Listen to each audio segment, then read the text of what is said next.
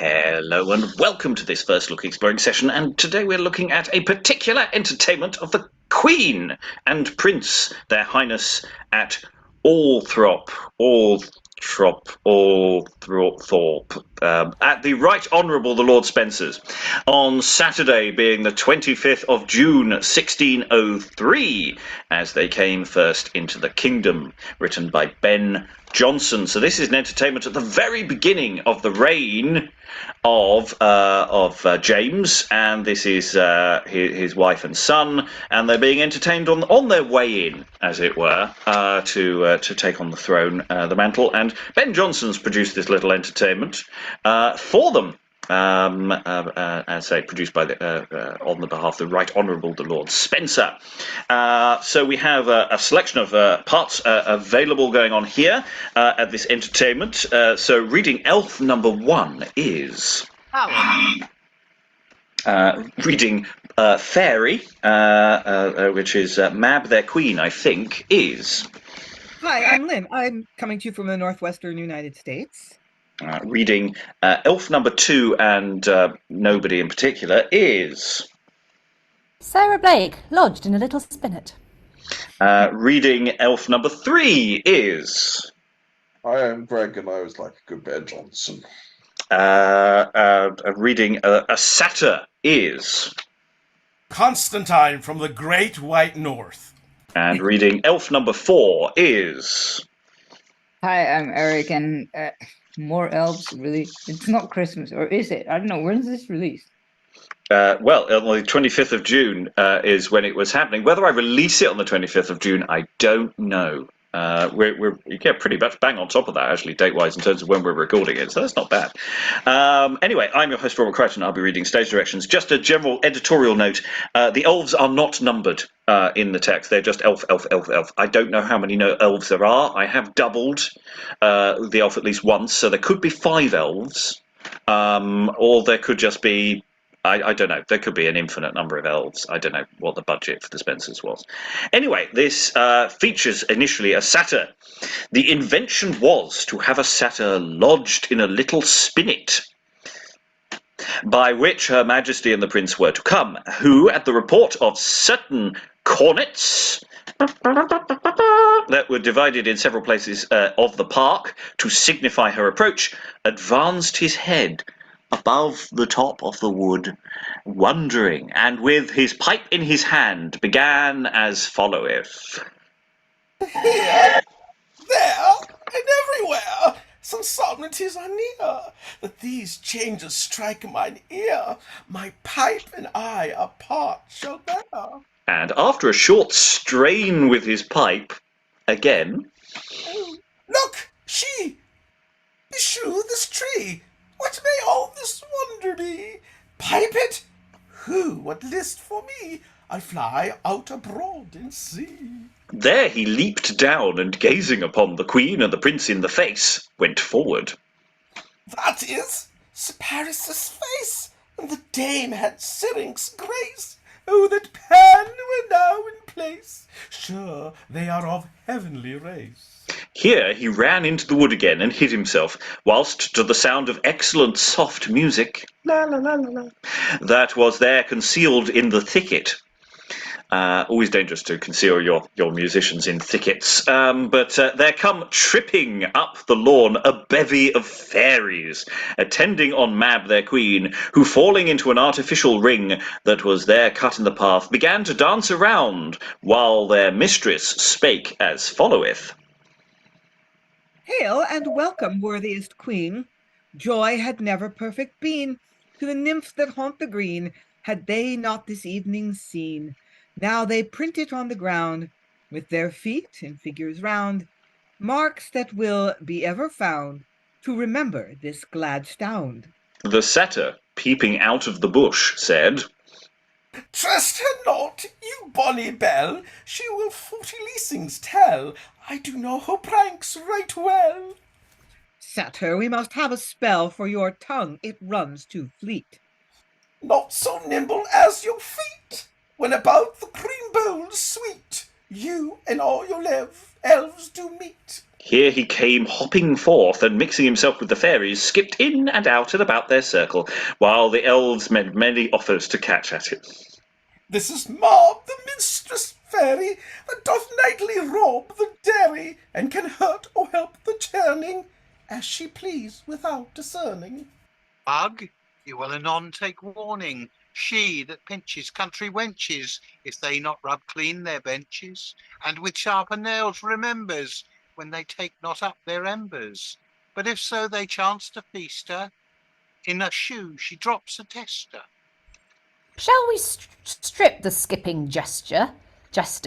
This is she that empties cradles, takes out children, puts in ladles, trains forth midwives in their slumber, with a sieve the holes to number, and then leads them from her burrows home through ponds and water furrows. Shall not all this mocking stir us? She can start our frightened daughters in their sleep with shrieks and laughters, and on sweet in hands night, feed them with a promised sight, some of husbands, some of lovers, which an empty dream discovers. Satyr vengeance near you hovers, and in hope that you would come here, yester eve the Lady Summer she invited to a banquet. But in sooth, I con you thank yet that you could so well deceive her of the pride which gan upheave her, and by this would so have blown her as no wood god should have known her. Here he skipped into the wood.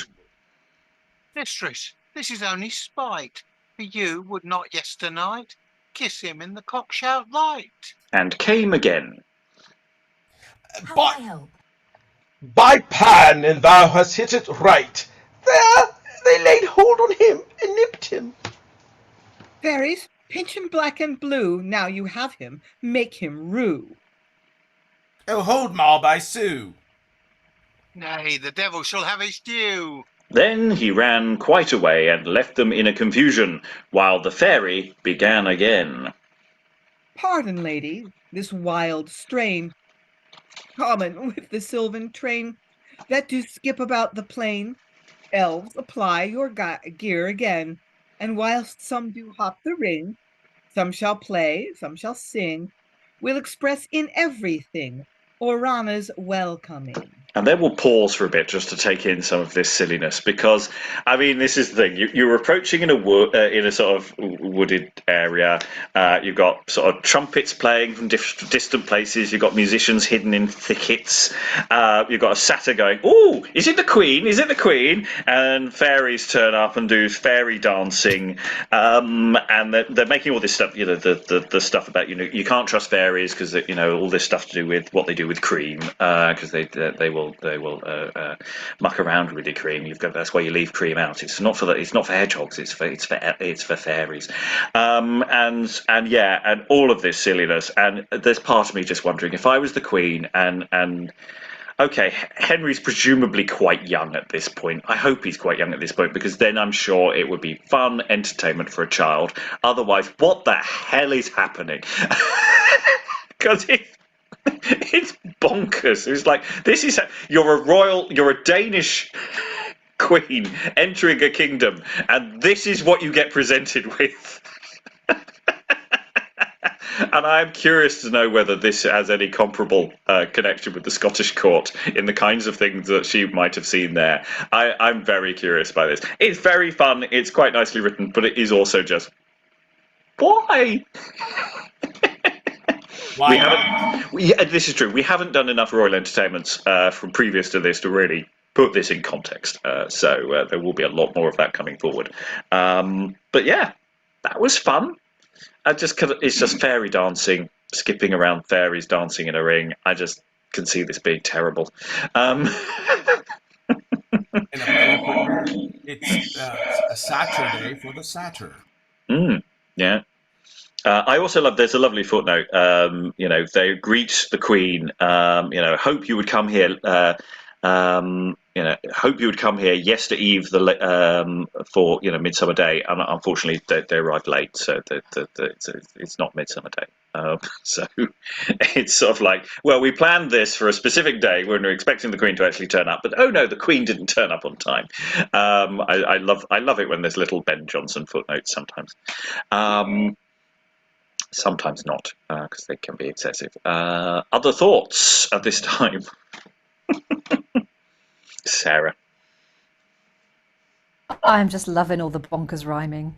I mean, it's quite fun because in the last session we did Tatum. We did I've forgotten already what it's called. Love Crowns the End, which was a pastoral which had some, fun rhymes in it. But you then come to this, and it's also bonkers, and it's also very silly. But it's just like the rhyming is just so tight and so funny, and it's just got Jonson all over it, really, because it's just like at a whole other level. And I absolutely loved that opening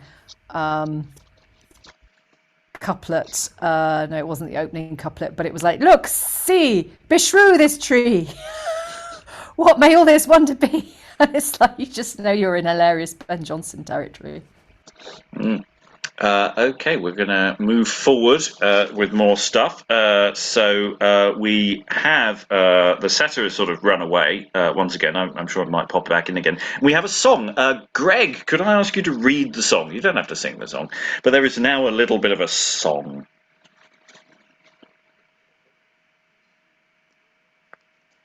Starting, This Is She. This is she, in whose world of grace every season, person, place that receiver happy be. For with no less than a kingdom's happiness doth she private laws bless, and ours above the rest, by how much we deserve at least. Long live Ariana, to exceed whom she succeeds, our late Diana. Madam, now an end to make, deign a simple gift to take, only for the fairy's sake, who about you still shall wake. 'Tis done only to supply his suspected courtesy, who, since Thamira did die, hath not brooked a lady's eye, nor allowed about this place any of the female race. Only we are free to trace all his ground, as he to chase, for which bounty to us lent of him unacknowledged or unsent, we prepared this compliment. As far from cheap intent, in particular to feed any hope that should succeed, or our glory by the deed, as yourself are from the need, utter not, we you implore. We, who did give it, nor wherefore, and whenever you restore yourself to us, you shall have more. Highest, happiest queen, farewell.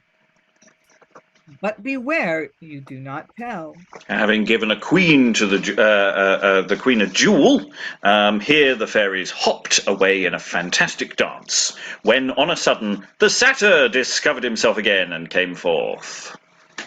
Not tell! Ha ha! I could smile at this old and toothless wile. Lady, I have been no sleeper. She belies the noble keeper. Say that here be like the groves, and pursue no foreign loves.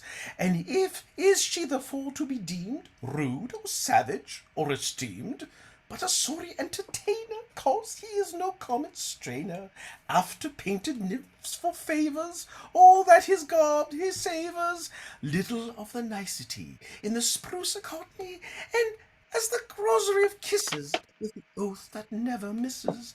This, believe me, on the breast, and telling some man's jest, thinking to prefer his wit, equal with his suit by it.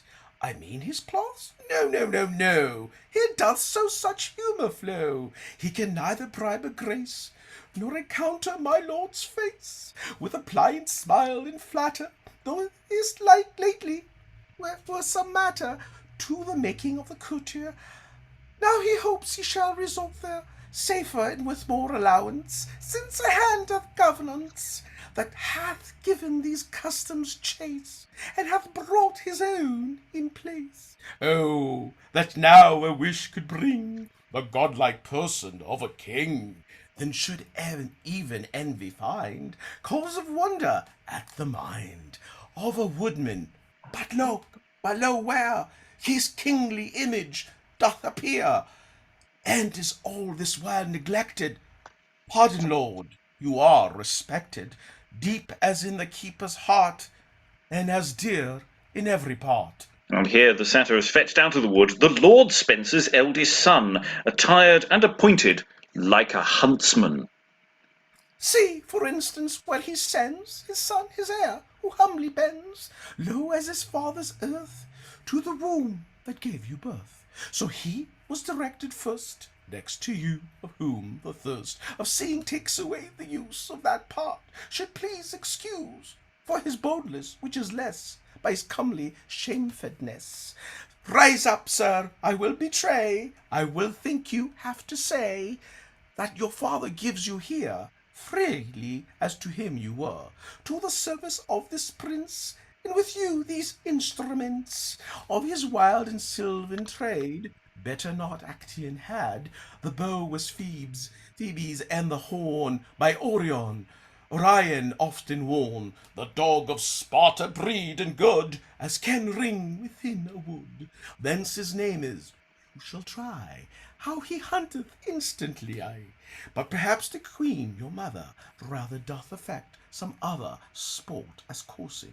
We will prove with highness most doth love. Satyrs, let the woods resound. They shall have their welcome crowned with a brace of bucks to ground. At that, the whole wood and place resounded with the noise of cornets, horns, and other hunting music, and a brace of choice deer put out, and as fortunately killed as they were meant to be, even in the sight of Her Majesty. Basically the huntsman comes out and is going, and here's what we're eating tonight. I don't know whether Anne of Denmark was keen on hunting. We know that Elizabeth, when she went out for royal entertainments, she would go out and do the hunting, very keen on the hunting. I think there's some of the accounts we've got, he's literally killed quite a lot of deer. I suspect in this instance it was a case of, this is dinner. Here's the huntsman, here's what he's caught.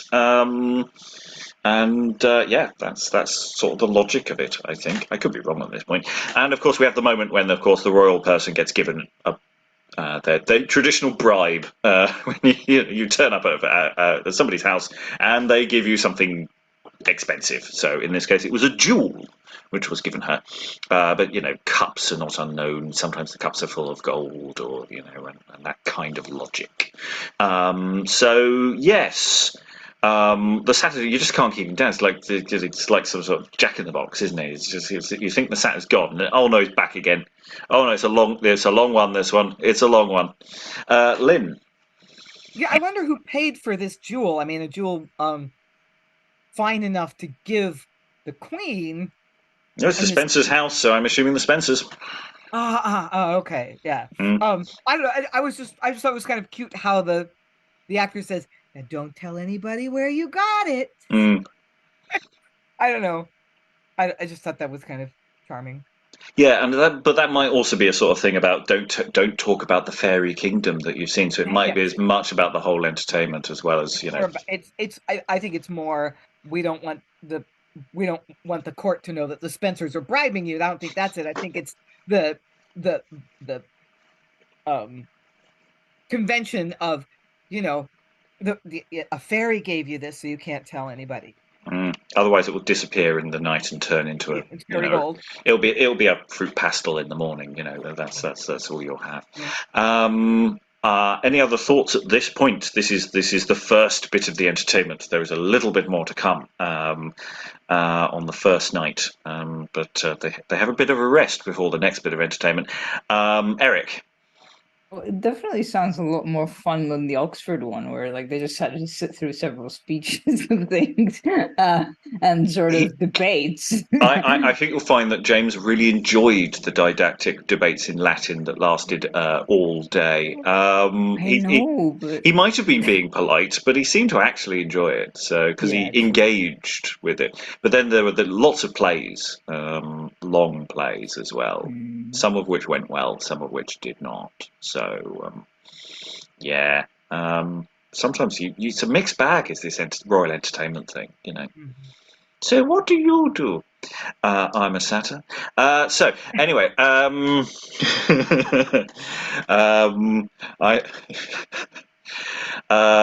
there is a joke for me to follow on there, but it's far too preachy, so I will stop.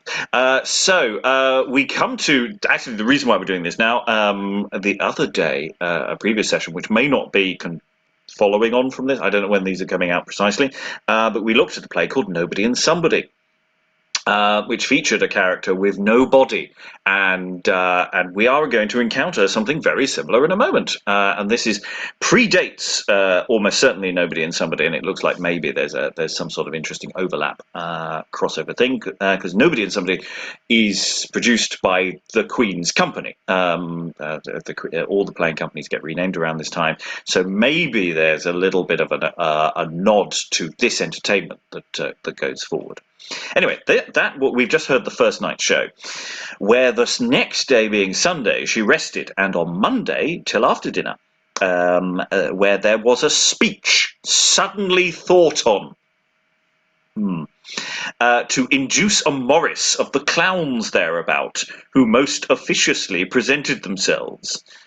But by reason of the throng of the county that came in, their speaker could not be heard, who was in the person of nobody, to deliver this following speech, and attired in a pair of breeches that were made to come up to his neck, with his arms out at his pockets, and a cap drowning his face. If my outside move your laughter, pray Jove my inside be thereafter. Queen, prince, duke, earls, countesses, you courtly pearls, and I hope no mortal sin if I put less ladies in. Fair saluted be you all. At this time it doth befall we are the husher to a Morris, a kind of mask, whereof good stories in the country hereabout, but this the choice of all the rout, who, because that no man sent them, have got nobody to present them. These our things have no suspicion of their ill-doing, nor ambition of their well, but, as the pipe shall inspire them, mean to skipe. They come to see and to be seen, and though they dance afore the Queen, there is none of these doth hope to come by wealth to build another home by. And those dancing days are done, men must now have more than one grace to build their fortunes on, else our souls would sure have gone. All by this time to our feet, I not deny where graces meet. In a man that quality is a graceful property, but when the dancing is his best, beshrew me, I suspect the rest. But I am nobody, and my breath, soon as it is born, hath death. Come, clowns, forsake your dumps, and bestir your hobnailed stumps. Do your worst, I'll undertake, not a jerk you'll have to make. Any lady here in love, perhaps your fool or so may move some lady's woman with a trick, and upon it she may prick a pair of revelling legs or two out of you with much ado. But see, the hobby horse is forgot. Fool, it must be your lot to supply his want with faces and some other buffoon graces. You know how, piper play, and let no body hence away. But sadly, nobody heard any of that. There was also another parting speech, which was to have been presented in the person of a youth and accompanied with divers gentlemen's younger sons of the country, but by reason of the multitudinous press was also hindered, and which we have here adjoined. This never happened. And will you then, myrrh of queens, depart? Shall nothing stay you? Not my master's heart that pants the least, the comfort of your light, and see his day ere it be old, grow night? You are a goddess, and your will be done. Yet this our last hope is that as the sun cheers objects far removed as well as near, so wheresoe'er shine, you'll sparkle here. And you, dear Lord, on whom my covetous eye doth feed itself but cannot satisfy, oh, shoot up at fast in spirit, as in years when upon her head proud Europe wears her stateliest tire. You may appear thereon, the richest gem without a paragon, shine bright and fixed as the Arctic star, and when slow time hath made you fit for war, look over the strict ocean and think where you may but lead us forth that grow up here against the day, when our officious swords shall speak our actions better than our words. Till then, all good event conspire to crown your parents' hopes, our zeal, and your renown. Peace now usher now your steps, and where you come, be envy still struck blind and flattery dumb. But the Queen's already gone because there were too many people watching. And yet, this is a thing about progresses and royal people, even in a semi-private setting like somebody's country house. You will have a wider audience sort of just turning up, going, "Hey, it's the Queen! I want to see the Queen. It's great!" And they obviously said, "Oh, let's have some Morris dancing. Let's have some Morris dancing." And there were too many people, and the Morris dance, and it was too much noise, and the Morris dancers did their Morris dancing. Heaven help us all. So nobody delivered their speech, but nobody heard it. And I quite like the speech, the youth, because it's sort of saying, "Hey, young Prince Henry, you'll grow up, and we hope you grow up well," which is unfortunate because he dies, but never mind. History's full of ironies like that. But as because he didn't hear the speech. It's because he never heard the speech. If he'd heard the speech, history would have been very different. So this is interesting as two speeches that are effectively failed bits of performance. This is what I quite like about these kinds of civic pageantry and royal pageantry, is that they're full of these elements where you're going, well, this isn't quite what happened. This is what we wanted to happen, but we were only doing it once, and shit got real. That's what happened. So, but nobody, as a costume, seems to have lived on, or at least the costume idea. I don't know whether Ben Jonson lent it to Queen Anne's Medal, or she mentioned it, or something. It was visually, maybe it was a hit, even if nobody heard a word that nobody said, and just went, "Oh." Maybe it's a wider folk tradition that I'm completely unaware of. They talk about hobby horses. We've got Morris dancers, so maybe there's some other deeply annoying traditions that we're missing. Lynn, muted at present. Yeah, I mean we have so much material from this period. We tend to forget that it's actually quite patchy. So there could have been a stock character from, I don't know, the morality tradition or something, or from sort of rural entertainment. So a guy with no body, with his pants up to his chin. So both the Jonson figure here and the nobody that we have recorded and may or may not be available at the moment, they might actually be tapping into an earlier thing. What's just striking to me about this kind of thing, it's so weird to me to think of this as like it only happened once. Like all the stage directions are in the past tense as opposed to the present tense, which they would be in a regular play, where the regular play, the assumption is that it's repeatable. Like here's a textual performance, and this is a record of a performance, and it like so much goes into this, and masks are the same kind of thing, and they only happen once, and it just feels so strange to me. All that effort into something that only happens once. Alan. I think the thing is there is a certain continuity because look at festivities over the last few months with the coronation and so on. There's been all sorts of one-off events that have happened and won't recur, won't be repeated. And involved The elements difference of... is we got video. And yeah, and in a sense, a lot of these things are printed. It's like this particular text is printed. I think is appended to the end of Jonson's account of his pageants at the coronation. So it's like coronation. The early modern video of the coronation available now. This is the kind of royal memorabilia that you got. And that we have that with various of the entertainments and things. But also, think of modern coronation. The things that were supposed to happen at the coronation that didn't. The fly past was considerably curtailed. They were supposed to have this massive fly past, and it didn't happen. I think they just may have got the red arrows, but that was about it. So even today, it's more a weather thing than necessarily the crowds thing. But for this kind of one-off event, even today, you don't get everything sometimes.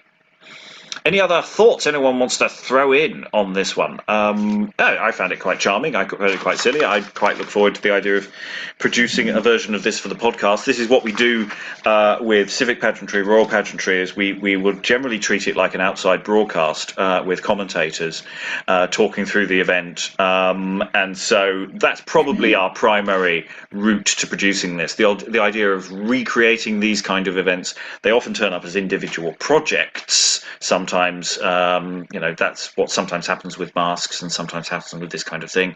But it's not necessarily our primary thing, so it's probably only ever going to be a podcast thing. But you never know. We might go further. Who knows? If you're interested in that sort of thing, comments, wishes, go to our Patreon and vote for us to do this. Eventually there'll be enough votes for us to actually, and enough money for us to do it in some form. But I say it's not our primary mission. This is just sort of data gathering. Alan. I'm just wondering actually whether the nobody character it does seem to tie in with the role of the fool within the Morris team, who does the calling on number, which is very much what you got there. And I wonder whether it's ripping off that tradition. Yeah, it may do. I mean, we've always got to be a bit careful about saying, our modern Morris tradition is actually how connected it is with what Morrises were then. I mean, the thing about any folk tradition is often the tradition may be very old, but the stuff that you're actually seeing now is actually only 100, 200 years old, actually, in real terms. 100 or so. There's a continuity, but there's massive amounts of discontinuity. But yeah, there may indeed be that sort of thing. And I say that speculation is the nobody actually a figure that we've just forgotten about and didn't know was a thing. Maybe it was. But also maybe it wasn't. Maybe it's entirely invented by Ben Jonson. It had a moment in the sun in the play Nobody and Somebody, and then quietly disappeared as a concept. Who knows? Maybe you do. Eric. Yeah, but I mean, similar figures exist over time. It's kind of hard to believe that that's by accident, even if it is like sort of I can't remember the word now, but when civilizations develop like the same ideas separately, and yeah, so it's kind of hard to believe that similar figures in the history of comedy or something were just coincidental. Any more for any more? Otherwise, I will close this session. All that remains is to thank all the wonderful readers. You too could be a reader as well. There are sign-up forms on our website every week when we're in session. There are sometimes we're not available, but there's usually a form telling you when things are happening. We record many times a week and in many time zones, so hopefully you'd be able to join us, and you can be one of us rather than watching us from a distance. All that remains is thank the readers that we have. Thank you very much, all our wonderful reading for all readers for all their wonderful reading. Thank you very much, everyone, and goodbye. And after a short strain with his pipe,